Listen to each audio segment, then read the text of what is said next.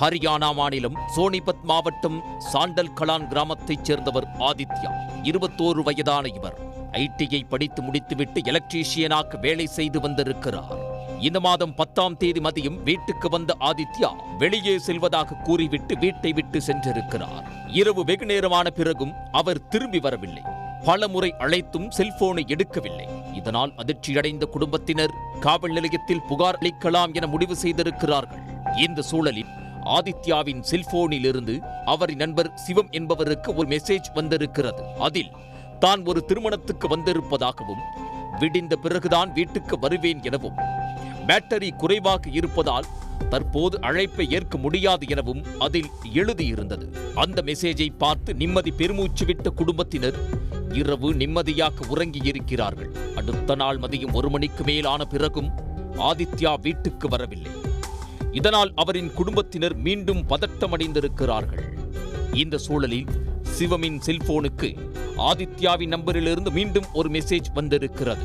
அதில் ஆதித்யாவை தாங்கள் கடத்தி இருப்பதாகவும் 25 லட்சம் ரூபாய் பணம் கொடுத்தாதான் அவரை உயிரோடு விடுவோம் எனவும் போலீசுக்கு சென்றால் அவரை கொலை செய்து விடுவோம் எனவும் குறிப்பிடப்பட்டிருந்தது. அதோடு இரத்த காயத்தோடு ஆதித்யா மயங்கி கிடக்கும் போட்டோவும் வீடியோவும் அதில் இருந்துள்ளது. இதனை பார்த்ததும் அதிர்ந்து போன குடும்பத்தினர் உடனே கனூர் காவல்துறைக்கு தகவல் கொடுத்திருக்கிறார்கள். இந்த சம்பவம் தொடர்பாக வழக்கு பதிவு செய்த போலீசார் விசாரணையை தொடங்கியிருக்கிறார்கள்.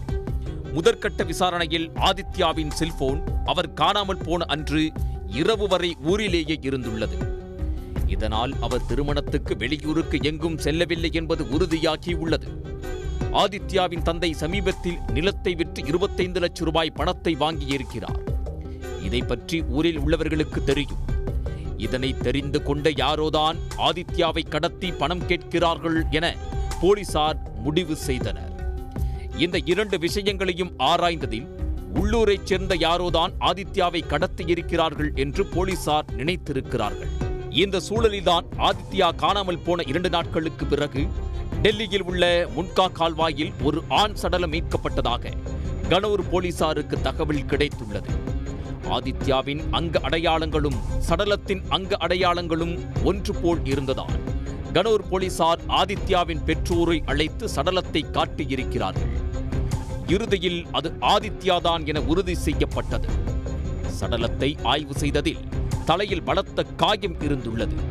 யாரோ அடித்து கொன்று சடலத்தை கால்வாயில் வீசியிருக்கலாம் என போலீசார் முடிவு செய்தனர். உடனே கொலை வழக்கு பதிந்து விசாரணையை தீவிரப்படுத்தினர். பணம் கேட்டு அனுப்பப்பட்ட வீடியோக்களையும் போட்டோக்களையும் போலீசார் ஆய்வு செய்த போது ஆதித்யா இரத்த காயத்தோடு கிடந்த அறையின் சுவரில் பிங்க் மற்றும் வெள்ளை நிறத்தில் வர்ணம் பூசப்பட்டு இருந்தது. உள்ளூரைச் சேர்ந்தவர்கள்தான் யாரோ ஆதித்யாவை கடத்தியிருப்பதாக ஏற்கனவே போலீசார் முடிவு செய்திருந்ததால் ஊரில் உள்ளவர்களிடம் யார் வீட்டில் பிங்க் மற்றும் வெள்ளை நிறத்தில் பெயிண்ட் அடிக்கப்பட்டிருக்கிறது என்று விசாரித்திருக்கிறார்கள். அதில்தான் ஆதித்யாவின் பக்கத்து வீட்டில் வசித்து வந்த விஸ்வாமித்ராவின் பெயர் அடிபட்டுள்ளது. அவரது வீட்டின் அறையில்தான் பிங்க் மற்றும் வெள்ளை நிறத்தில் பெயிண்ட் அடிக்கப்பட்டிருந்தது.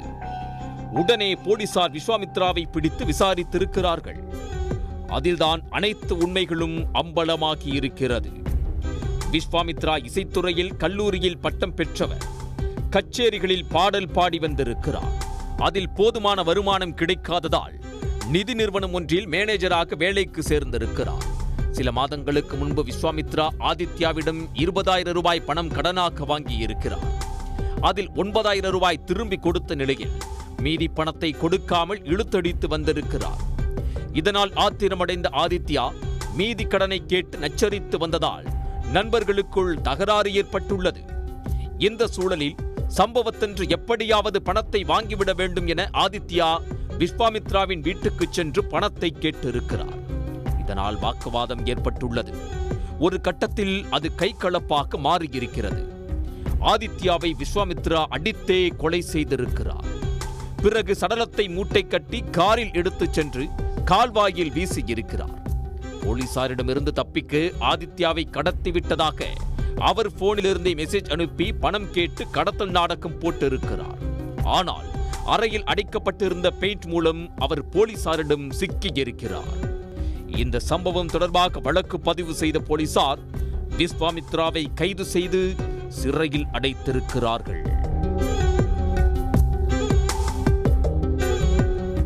உடனுக்குடன் செய்திகளை தெரிந்து கொள்ள சன் நியூஸ் பெல் ஐகானை கிளிக் பண்ணுங்க.